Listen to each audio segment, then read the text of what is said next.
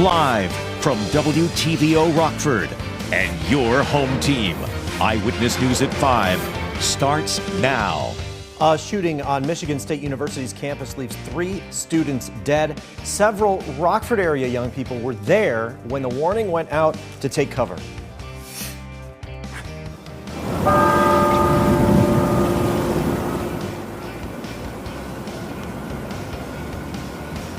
February 14th has a very different meaning for the Northern Illinois University family.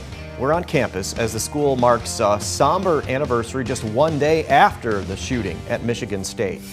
And sections of a popular State Line Park are set to be closed for major improvements. We'll tell you more about the construction timeline and how it might affect your visit. Good evening, I'm Eric Wilson. Mimi Murphy is off tonight. Police are looking for a motive in the mass shooting that killed 3 Michigan State University students and hurt 5 more. All 3 victims are from suburban Detroit.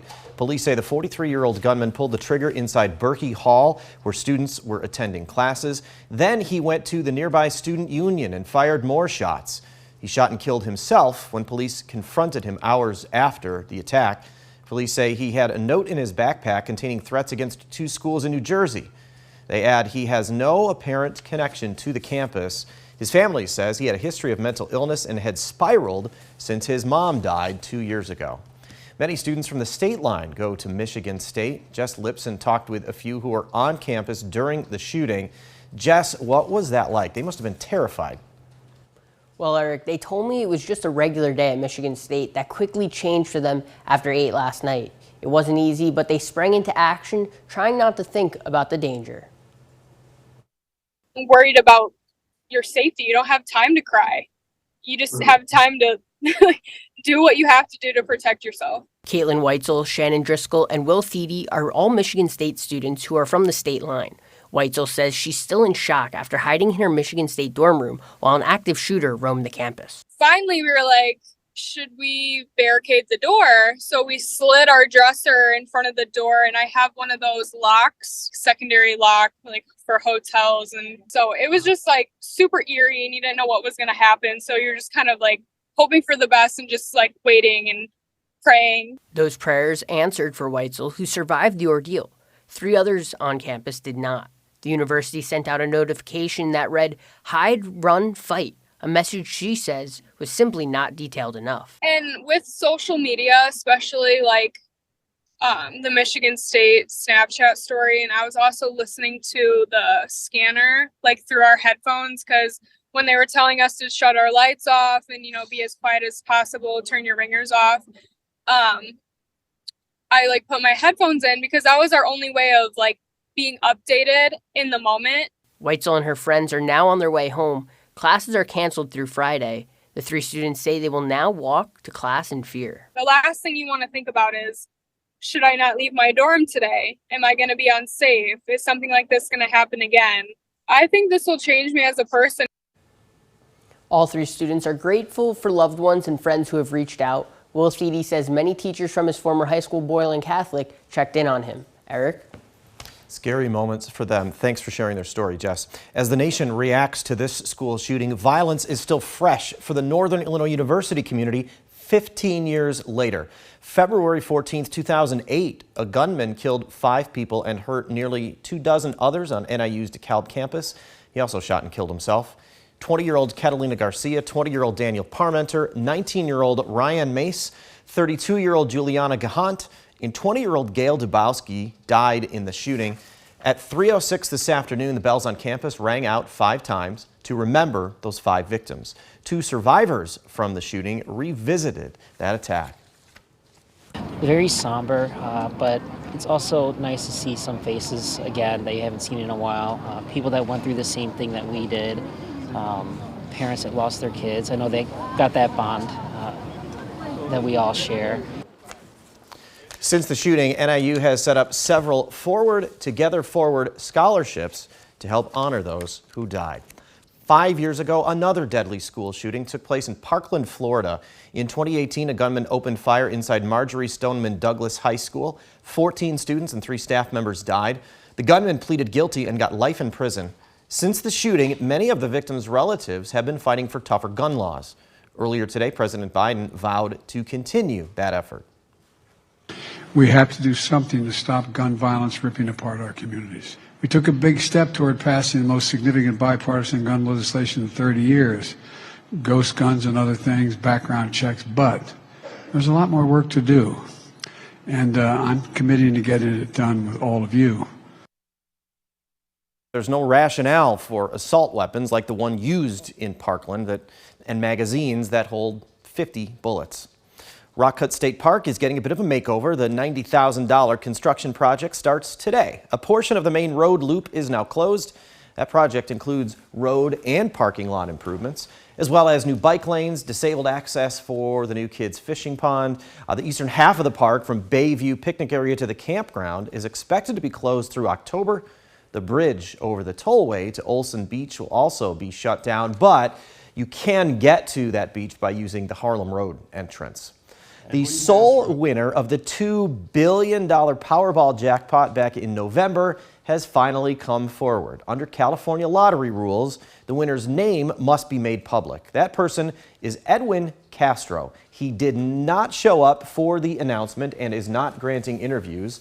Also, he took the lump sum payout, which brings the jackpot down to around $997 million. Castro bought his ticket at Joe's Service Center in Altadena. That's about 15 miles northeast of downtown Los Angeles. The owner of the store that sold the winning ticket already got a $1 million check. Castro has the distinction of winning the most amount of money in the world from a lottery.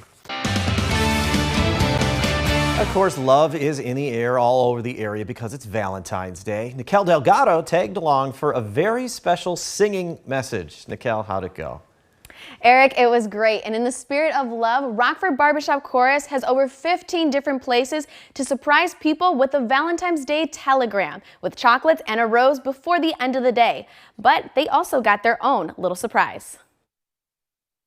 I had no idea what this was all about. And I think it was just a wonderful gift. Thank you. John and Lori Nastari say music is what brought them together. That's exactly why John is calling on the sweet sounds of the Rockford Barbershop Chorus to celebrate the couple's 6-year wedding anniversary. Oh, well, I knew she'd be surprised because she didn't know anything about it. Yeah. So. Yeah, and he's not used to being one to surprise me. And I like surprises, so this has been really good.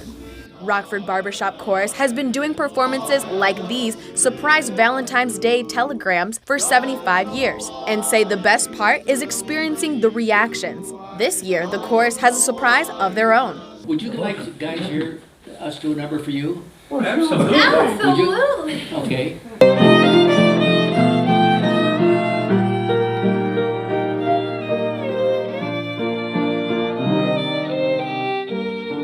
We've been singing all day and having a great time with it, but to have somebody perform for us, it was very meaningful. That was a great opportunity. It was very worthwhile.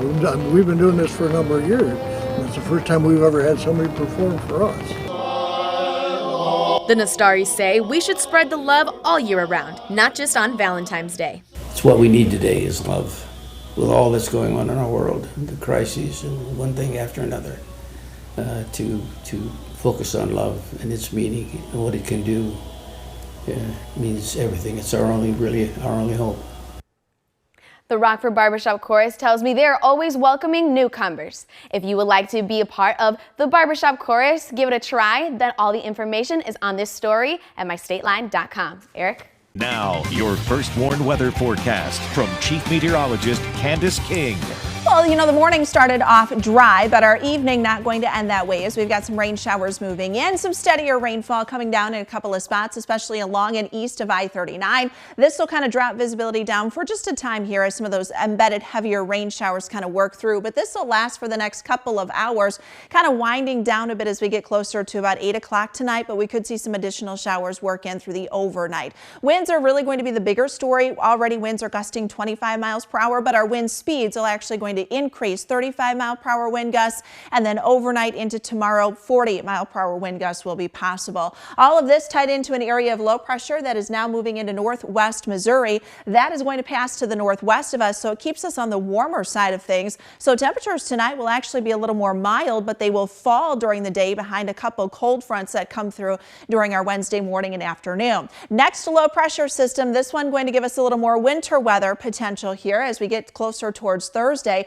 Working in now just down the west coast, this will produce another area of low pressure. This time that low passing down to the south of us and most likely giving us some snowfall here Thursday morning and Thursday afternoon. But we first have to get through the rain and the wind here tonight. So as we look through futurecasts, notice we hang on to some of those showers through about 7, 8 o'clock. Temperatures may actually rise a bit as the rain kind of lifts a little further to the north. Now, I will say we've got some stronger winds coming in. Our low-level jet really picking up here through the evening. So if any of those showers tap into those stronger winds just a couple thousand feet above, that could transfer that wind momentum down to the surface. So it is not out of the realm of possibility that we could have even some stronger wind gusts that come down with some of the heavier rain showers. So just keep that in mind, that in some areas it would be isolated and localized, that there could actually be some stronger winds tied into that going into the overnight tonight. Temperatures tomorrow are going to start off in the 40s, but once that cold front comes through, our numbers are then going to drop. So we'll end our day on Wednesday in the 30s rather than where we started off at Wednesday morning. We do have a wind advisory that will go into effect for most of northern Illinois. It does not include northwest of here or to the north in southern Wisconsin. And again, it's just for some of those stronger wind gusts. So when we look at that, notice winds coming in here 35 to 40 miles per hour, and then through tomorrow morning, 40, 45 mile per hour wind gusts through our Wednesday morning. Winds will ease a little bit once we get into Wednesday afternoon, but those wind speeds, they are expected to pick back up on Thursday ahead of that next low pressure system. So temperature tonight down to about 42 degrees. Evening rain showers, gusty winds tomorrow. We are up near 43, and then falling temperatures throughout the day. Once we get beyond tomorrow, then we look towards Thursday. We've got a winter storm watch that will go into effect. This is Wednesday night and will last through Thursday evening. Right now, this is just for northern Illinois. It does not include you in Lee and DeKalb counties. A little more mixed precipitation possible a bit further down to the south and to the southeast of us. It's yet to be seen whether or not we see that issued a little further up to the north. But this is kind of how it looks as we go through Thursday, with snow showers moving in maybe late morning, mid to late morning, and then continuing into the afternoon. Could be a few pockets of some heavier snow showers if this track holds. Again, there's still time for that to kind of wiggle, so look for those impacts with that snow coming in on Thursday. Brief drop in our temperatures for Friday, and then we warm back up, Eric, here as we look into next week. Now sports with sports director Scott Leber. I'm not sure high school basketball gets much better than what will play out on the east side of Rockford tonight. The Lutheran Crusaders will host the Rockford Christian Royal Lions. These two teams met January 26th at Rockford Christian. The pace was fast and furious, and the Royal Lions won 76-70. They battled back from a 15-point deficit. Tonight's game is even more important because this one counts as a conference game in the Big Northern. Lutheran is 8-0 in conference play. Rockford Christian is 7-0. The game is sold out. Don't bother showing up if you don't have a ticket. I will have highlights tonight at 10. When Brett Bielema took over as the head football coach at Illinois, he said he'd make it a priority to recruit in-state kids. He's made good on that pledge again. His latest recruit is Lena Winslow's Henry Engel. Engel held the signing ceremony this afternoon in the high school gymnasium with teammates and fellow students looking on. Engel is an all-state defensive lineman who helped anchor a Lee-Win defense to help the Panthers win state championships the last 2 years in Class 1A. Engel will be a preferred walk-on with the Illini. He says it was Illinois' engineering program that attracted him there. A football opportunity on top of that is a big bonus. They actually have the Granger College of Engineering, which is one of the most prestigious engineering schools in the U.S. And I got accepted there a couple weeks ago, and kind of that combination of football and engineering, and that's the field I want to go into. So having that there is really nice. It's always been a dream. It's always following footsteps of Jennings, Dunker, all the big guys who've been through here. So finally being in that spot, it's crazy. Henry's got a great work ethic. He's number one in his class in the classroom, so that says a lot about who Henry is, and he was always going out of his way to better himself. Yeah, just truly a pleasure to coach. Well, Beloit native Jim Caldwell is back in the NFL. He's been added to the coaching staff of the Carolina Panthers by their new head coach Frank Reich. Caldwell had interviewed for the Panthers head coaching job, which Reich got. Caldwell previously had been a head coach with the Colts and the Lions. There's one thing the Ice Hogs have plenty of experience at. It is overtime hockey. Their last 6 games have gone to overtime. Their last game went through 15 shootout rounds. The Hogs say these tight contests will only make them stronger for playoff time. And when you look at the playoffs, usually that's the type of games you're going to be in. It's going to be 2-1, 2-2, tight games all the time. So I think learning to play in those games are important, especially for these young guys as well. I think it's good for us to get into those games now, like with 30 games left instead of in the playoffs. Every game's going to be like that. You're going to be fighting with 5 minutes left to either hold a lead, keep it, or push it to overtime. So I think it's good for us. The Hogs will play at Grand Rapids tomorrow night. It's one of those days where most of us match. Yeah. It's given, right? Right. It's Valentine's Day. We should all have some red. No red on your radar, though. Lots of green, and some of that eventually in a day or two is going to change over to blue. Yeah, I like both red and blue. Not so much on the radar. No. I would prefer. Red on this radar is bad news. Well, that would be bad news. Yeah. That would be very heavy rain, thunderstorms. We don't have any of that, but the wind really going to pick up here tonight. 43 for tomorrow. We do dry out. It is going to be very windy tomorrow morning, so just be prepared for that. And then we could end up with some accumulating snow on Thursday. Thanks, Candace, and thank you for spending time with us. Stay safe.